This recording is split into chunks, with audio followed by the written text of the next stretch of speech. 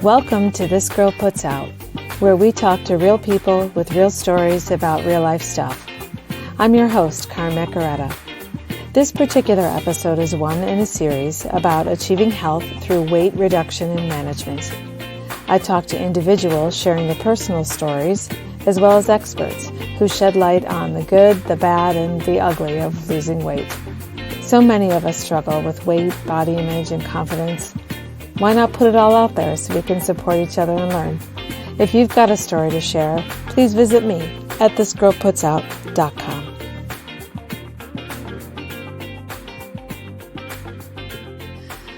My guest today is a repeater for me, Catherine Stack, certified nurse midwife and doctor of naturopathy. She is the owner and facilitator at Journey to Health in Niagara Falls, New York.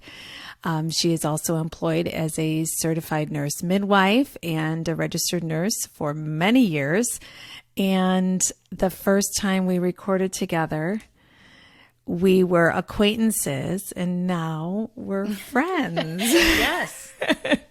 Which is awesome. Thank you, Kathy, for being here today, for bringing your vast knowledge of hormones to my guest today. I appreciate you. And so that's what we're going to talk about today, is how hormones fall into weight loss and our weight maintenance and health. So, Kathy, before we go on, I just want to mention she's also an author, and she writes for a variety of publications, but she has 2 major books out, and we'll tell you how to get in touch with her and more about her books at the end of the podcast. So welcome, Kathy. Thank you. It's fun to be here again with you. So we're going to jump right in, and we're going to talk about hormones and the role that they play in obesity and weight gain. And I'm going to ask the expert to take it away. Yeah. Well, it's really confusing, right? Because so many of us have hormone imbalances depending where we are in our life. Some experts or most experts will say obesity is a hormonal imbalance. There you go. You have this hormonal imbalance that nobody seems to know how to balance you out so we can find some sense of normal. Yeah. So hormones play a huge role, but there's more hormones. Like when you think of hormones, what do you think of? Most people say Reproductive estrogen, hormones, yeah. Right, testosterone, things like that, but there's much more. So, one of the number one things we like to rule out when somebody's struggling with weight loss or with their weight is we have to take a look at the thyroid. We have to rule that out because the thyroid, or your thyroid stimulating hormone, if that's elevated, that would put you in a hypothyroid state, which does have a negative impact on your metabolism, your mood, you're sluggish, you're depressed, and a sluggish, depressed woman or man isn't in a mood to do anything in regards to weight loss. So we have to get that optimized. One of the things most people don't even know is that 80% of people out there who struggle with hypothyroidism, it's related to an iodine deficiency. So if it's caught before the need of medication, iodine could be the preventative. 80%, huh? 80%. It's wow. Huge. People don't even know that.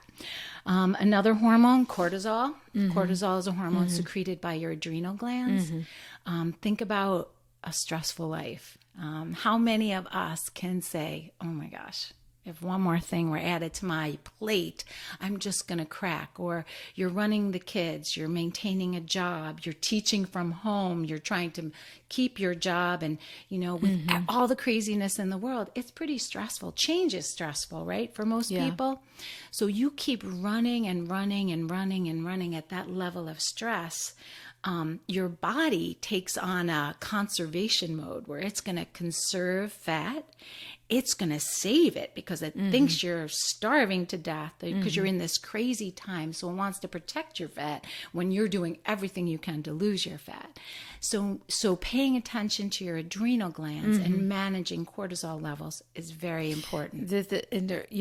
Right off the bat, when we talk about weight loss, I don't know about anybody else, but you're not hearing about thyroid stimulating hormone and cortisol, maybe a few people are, but it's not in the general, language of weight loss. Right. And the most difficult thing about it is, so who do you go to?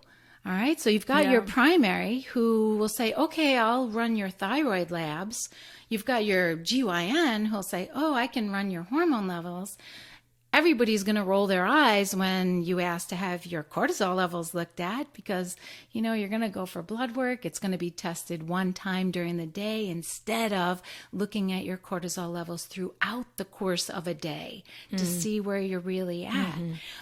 So it's hard finding that person who's going to look at everything. So for what I tell most people, you are your own best doctor. And once you have the information or the tools that you need to seek out, you can put it all together. It's not that hard. Yes. So pretty powerful. It is, but it's a little bit of work, a little bit of self-knowledge. But I feel like you get a motivated person. This isn't hard stuff. It's just finding where to get your tools or finding where to get your information. So thyroid stimulating hormone, cortisol, those are both drivers of our metabolism and how we spend energy, right? So, and then we have reproductive hormones, and then there's another set of hormones too for digestion, correct? Correct. Okay. Were there any others to add to that thyroid stimulating hormone and cortisol list? Well, your estrogen, if you're estrogen dominant, so there is your reproductive hormone. In women, estrogen is probably the most important of all hormones. So if that estrogen is sitting up at a dominant level, that's going to make it trickier to lose weight, especially, or for women who are perimenopausal, that progesterone drops, you're estrogen dominant. That is a place where now you may have never had an abdominal obesity situation or abdominal puffiness situation. I'm raising my hand. No one can see. But. Okay, well, I'll raise my hand to having it my whole life, being thicker in the middle. But this is where women start to complain, my middle area. And that's usually a suggestion of estrogen dominance. The other area where the reproductive hormones are more in play in relation to obesity is PCOS. Now, this is in your teens, your girls in their early 20s. That also is an estrogen dominant situation, along with testosterone and a lot of times DHEA, where you need to get that balanced out and take them out of that PCOS. Would you tell our listeners what PCOS is, please? It's polycystic ovarian syndrome. It's hormonal imbalance. Most girls who are diagnosed will be in excess of maybe 20 pounds over what they should be. There's other things that go with it, maybe infertility, PMS, irregular periods, facial hair, things like that. So fairly common, would you say? It's not uncommon. Okay. It's fairly common. I feel like we grow out of it. Yeah. Like I've had 50-year-olds say, well, I have PCOS. I go, well, no, you don't anymore. You did maybe, but you don't anymore. It's not relevant. You can take it out of your vocabulary now. You're done. They're all on metformin. Yes. Instead of taking care of the hormone situation. Okay, well, actually, that's not true. They are taking care of the hormone situation, because one of the hormones that needs to also be looked at when you're thinking about weight loss is insulin. So insulin is a hormone secreted by the pancreas. It regulates how we use glucose for fuel. Okay, so what happens is a body that does a roller coaster of eating or poor eating or sugary foods, your body's equipped to go take care of that high sugar. It'll keep going like a roller coaster. And finally, your pancreas says, oh my gosh, you know what? I'm getting so tired of going after your blood sugar. And now this person becomes insulin resistant. So now this is where you're usually going to see an obesity thing come up, body weight, or your body weight's going to go up because you're no longer using that glucose as fuel, can't convert. So now it's being stored as fat. So your pancreas is going to make less insulin, and the insulin that it does make has a harder time getting into... It's not doing its job anymore. It's tired. You burnt it out, just like your adrenals. Yeah. So remember when I asked you if somebody could eat their way to type 2 diabetes? Absolutely. And the answer is absolutely, Absolutely, yes. You can, yes. My husband wants that answer to be no. He doesn't look like it. He doesn't. He's missing the obesity factor there. But yes, you certainly can be thin and have type 2 diabetes. But yes, and so we can regulate insulin and glucose with our diets. Absolutely. That's fully in our control. You'd be surprised that of all these hormones that I talk about, how much influence diet does have over the balancing or imbalance of them. So yeah, diet plays a huge role. Yeah. Okay, so age affects our hormone levels. Absolutely. Right? Okay. Yes. And what other things affect what hormones we have, what levels we have? Okay, so being overweight is a hormone imbalance. We discussed that. Environmental exposures, for example, BPA, which was a chemical that commonly found in plastics, water bottles, even canned foods had BPA in it.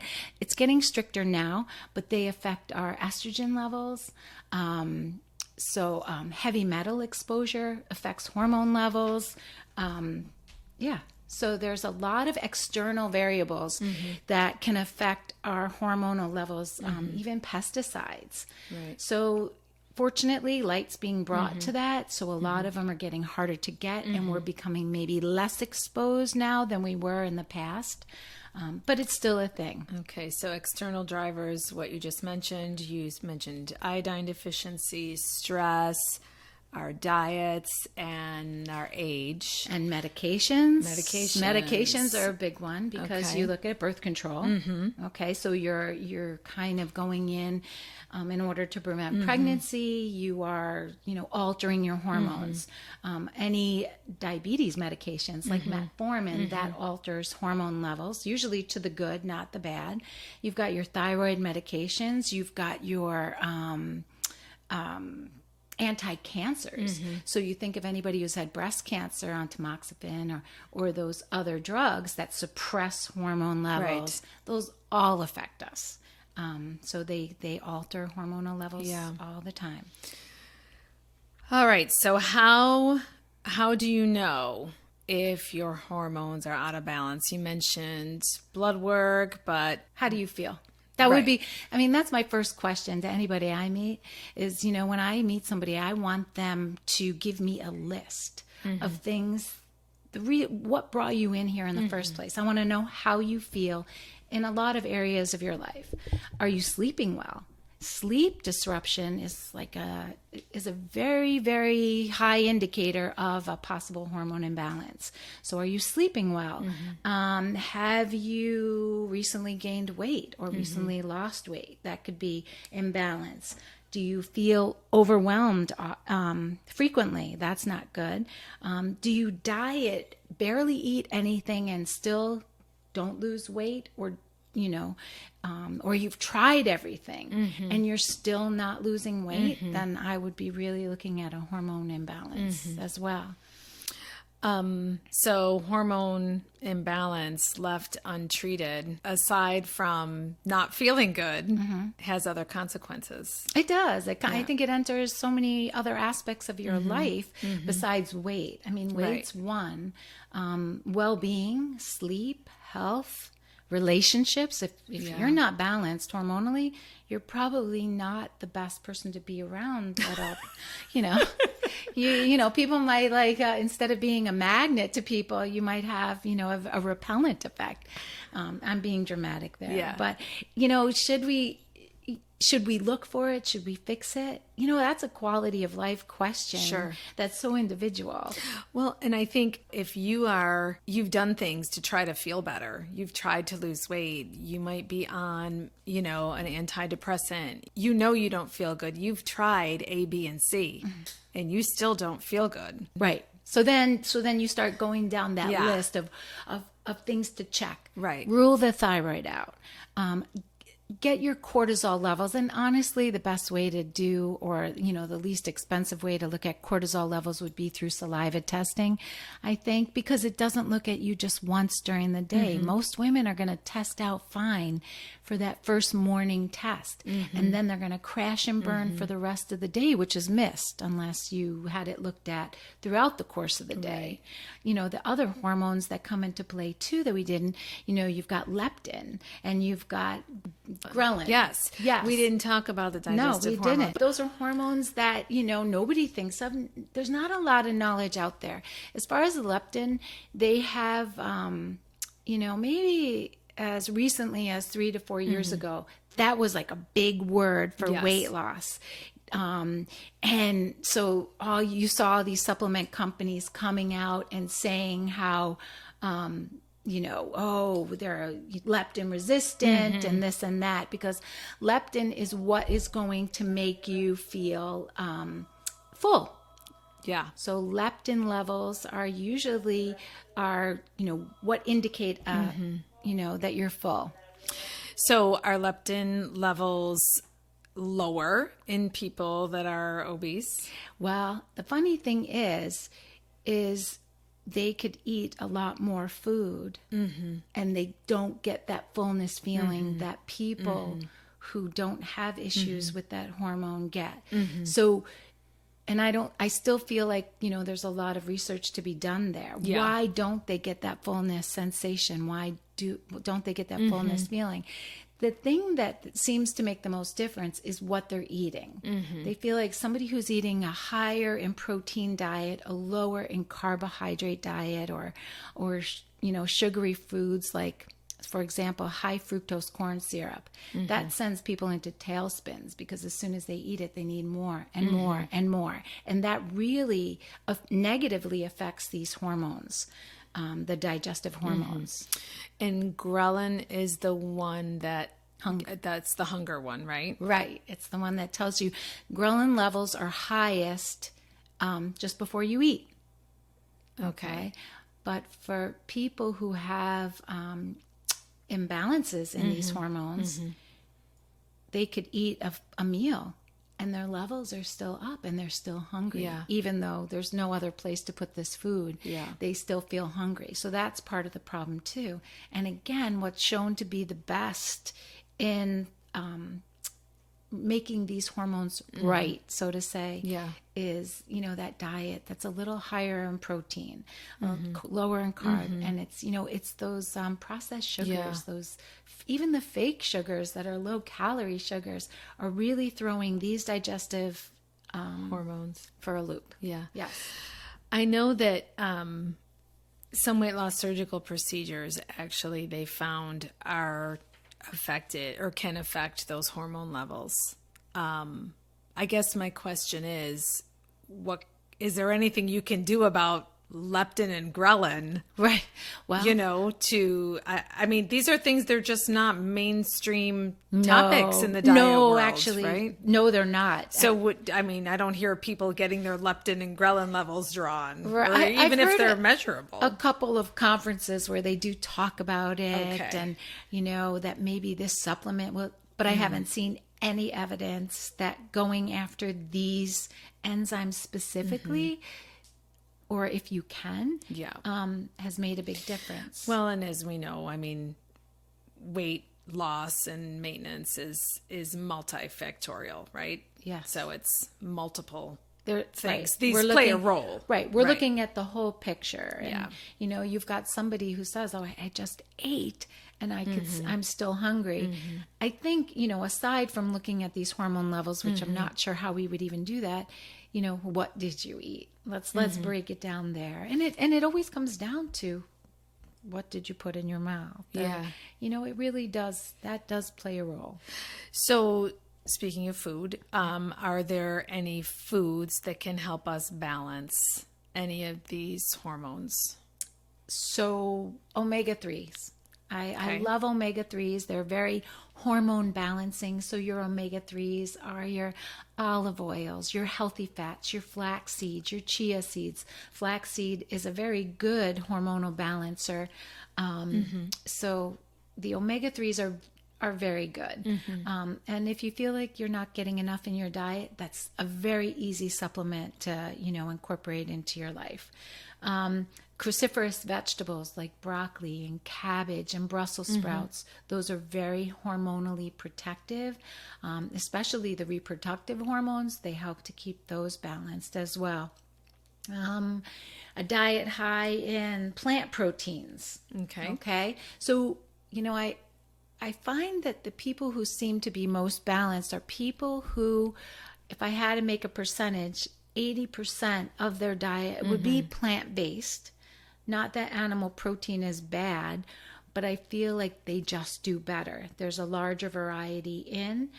So a plant-based protein is an excellent way to get more protein in without taking in extra animal fat. And so lean, fish is great. Lean proteins, poultry.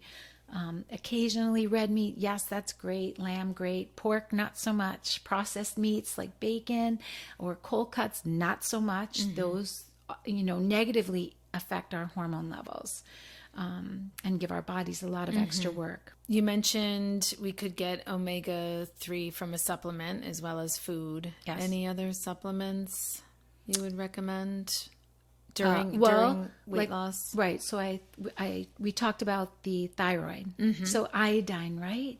So a lot of women fall into that, the thyroid sluggish, but it's not bad enough to medicate. Right? Okay. These are the women I go after, and I put them on an iodine supplement, because if they can get their iodine levels normalized, they're protecting their thyroid. So we can take the thyroid out of the picture as being one of the obstacles to you losing weight, and it helps promote a good metabolism.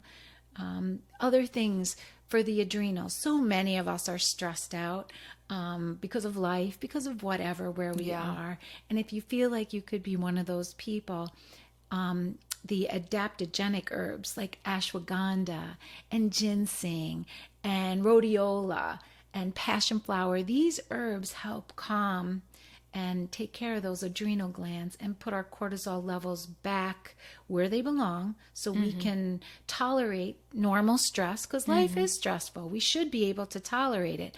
When you start putting things out of perspective and feeling overwhelmed, that's a big red flag that we should go in and get that taken care of.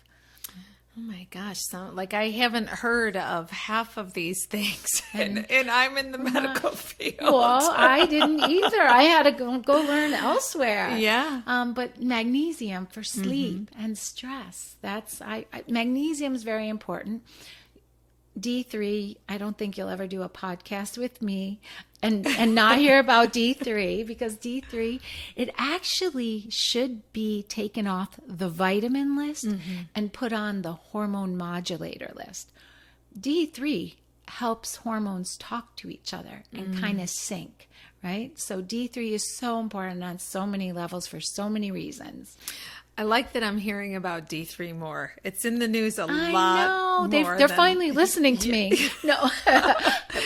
They got your memo. Oh, They yes. got your memo. Yes. So you had just talked about magnesium for sleep and D3 for kind of, I think, everything. Connecting the dots, Yes. right? Right. Yes. Any other supplements for overall health and well-being? So the B vitamins, like, it depends on you. Like, if you have a diet that's in a good variety of fruits and vegetables, and there's a lot of misinformation about fruits.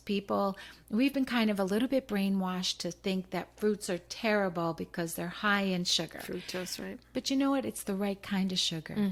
Actually, blueberries and cherries are very liver detoxifying, and we have a lot of reasons why we need to detoxify ourselves. So eliminating fruits is not the answer. Eliminating the artificial sweeteners, the processed sweeteners, the fake sugars, yes, I would take that out, but I would never eliminate fruits. There's your antioxidants. Yes. If somebody said, Kath, what would you feel is the best diet approach to losing weight? It's not that I'm not into fad diets. They're probably great for a head start to get your mind in the game. But the elimination diet kind of takes out the inflammatory foods that we're exposed to. And it lets our bodies kind of reset themselves. So, and anybody can Google elimination diet. There's protocols everywhere. It's just basically whole food eating. You're going to kind of minimize the grains. You're going to kind of ramp up the vegetables and the fruits and the nuts and the seeds. And plant-based proteins. There's a ton of variety within that way of eating. And I think that would be the best, healthiest place. So would you recommend somebody, interested in losing weight? I mean, not everybody goes and gets their hormones checked. Right. Right. So, I mean... Okay, you can skip all this. No. Yeah. I guess, when is it time for someone to go get their hormones checked? Well, you know what? If you're somebody who has yearly visits at the doctor, right? The things that I would ask for that aren't always on the routine blood work, I would have the thyroid looked at. I would have your B12 levels looked at. I would have your D3 levels looked at. When those three things come back and they're normal, and usually they're not, I would address those. Start there. That's easy to start if you have a primary care provider. You can have your blood levels drawn with your GYN to see if there's estrogen, dominance. But actually, blood work is not the best way to look at your reproductive hormones, because progesterone just doesn't blood test well. Okay. Like, it's always going to come up low, whether it is or it isn't. So, I'd be more inclined to use saliva testing or urine for that. So, and then just go from there. The problem is, once let's say you have a thyroid problem, your primary care will then take you and send you to a specialist. Right. You're going instead to of trying to fix it. So it depends on how out of range you are. Yeah. And that's where I feel we start to get so separated and chopped up into pieces of a little bit of this and a little bit of this. Treat this as a separate thing. We compartmentalize it. It becomes overwhelming, confusing, and that sets us up for failure.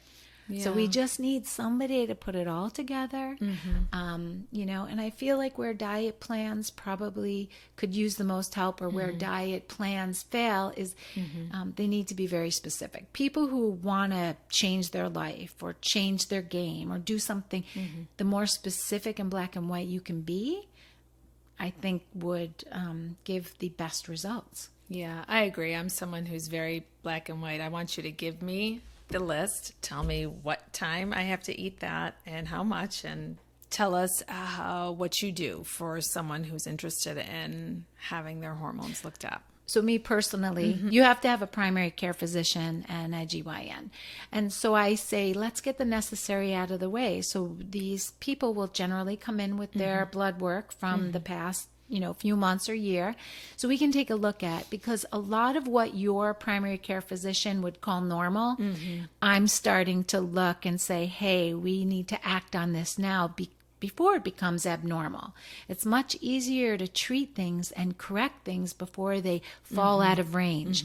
And honestly, that's the only place your doctor is going to deal with them. They haven't been trained to tell you, you're trending this way, let's fix it, or even how to fix it. I mean, your doctor's toolbox, no offense to them, is medications that they write once you get to a certain place. Right. But the prevention isn't part of their protocol. So it has to be part of your protocol or my protocol. So we look at that. Then I do saliva testing. So normally what I do is I look at all the reproductive hormones along with the cortisol levels at 4 different times during the day. It's an easy saliva test you do in your own home. You do it through the course of the day, mail it in a few weeks I have your results. And then we sit down and we talk about it.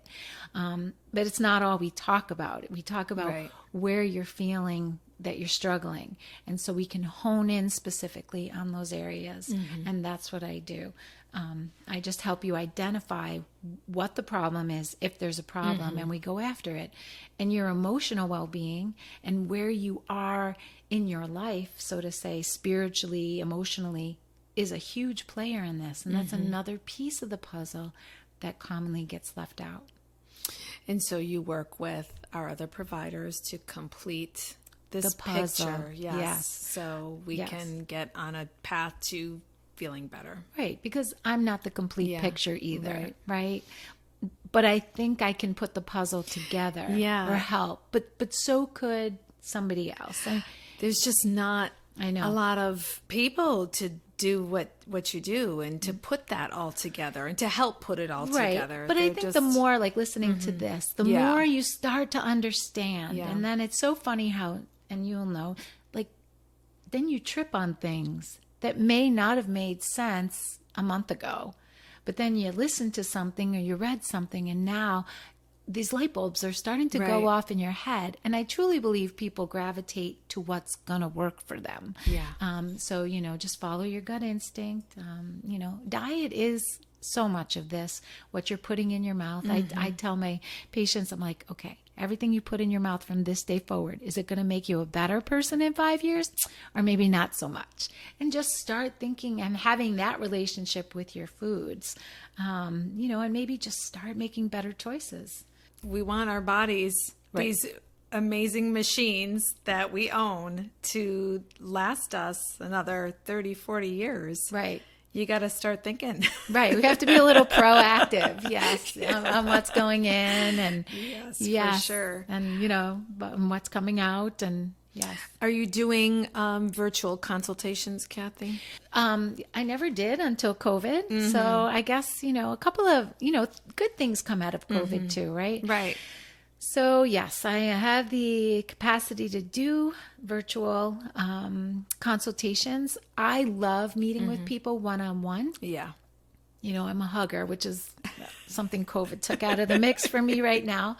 But I can do it any which way. I like reading body language because I can pick up a lot more than is written down in your results and in your intake form that I look at. Based on body language, a lot of times the appointments, they may drift into a totally different direction that nobody expected. And I love that about people. Like you think and then it could be just a 180 and you're like, oh my gosh. And it is fascinating. And I love helping people put the puzzle together. Yeah. Just so that they're in a better place. Yeah. So I have to disclose that I came to see you as a patient, and After our first meeting. yes, and you get a sparkle in your eye. You get so excited about what you found in the treatment plan and the hope that you have to offer people. And Well, telling somebody huge. something's wrong when they've not been feeling well. And then here you have this hormonal imbalance in front of you. And I get so excited because now I'm going to tell them what's wrong. They're going to be so happy somebody found something. And I mean, that's sad to say, right? And the opposite is true. When I get somebody who's coming to me with complaints and I've got nothing as far as a hormone imbalance, I'm scratching my head thinking, oh my gosh, what am I going to tell this person? I'm not going to be able to help her. And, right, but you've eliminated. Right. You've It ruled does. out. Yes. So I feel great. My energy You is look great. off the charts. I'm feeling so much better, and I'm so grateful. Well, I didn't do it all. I didn't do it all. You did it. So, and you've added a few things into the mix that you've gravitated to. Yeah. So I applaud that Yeah. because I think everybody needs to. Oh, I think a healthier mindset and, looking at our whole selves as opposed to just losing weight or, just treating a certain thing. That's becoming quite the norm.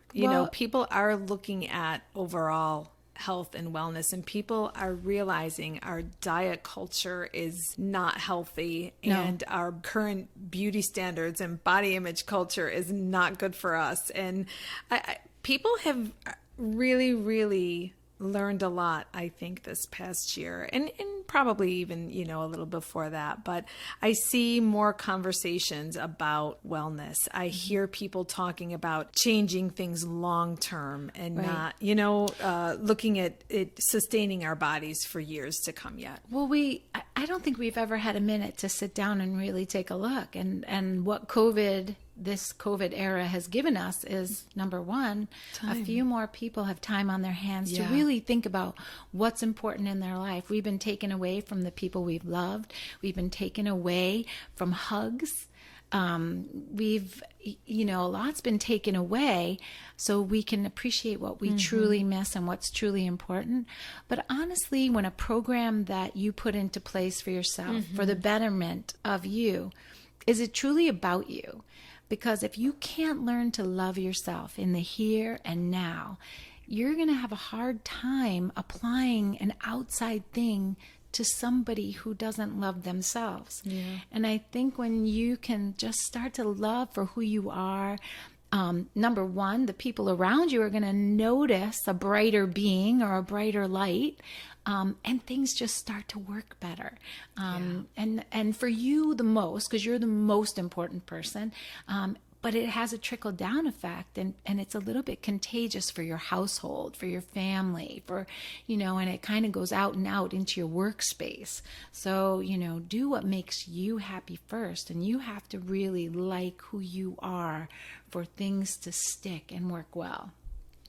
Wow, super good advice. Thank you so much. You're welcome so much. I love talking to you. We have. Yes. I know that we're going to help some people, and that's good. That's exciting. what we set out to do. Yeah, but no, you have so much knowledge to share. I could talk to you about this stuff all day.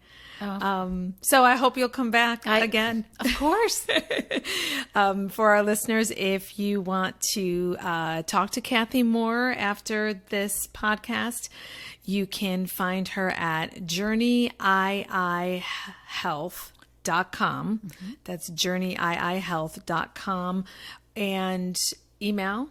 Yes, I have an email. I'll give you my personal email. It's cathi626@gmail.com. So that's my personal email address, and that's where I tell even people who try to call the office, which goes to a voice text immediately, just send me an email. I'm so happy to answer questions for anything you need. So generous of you.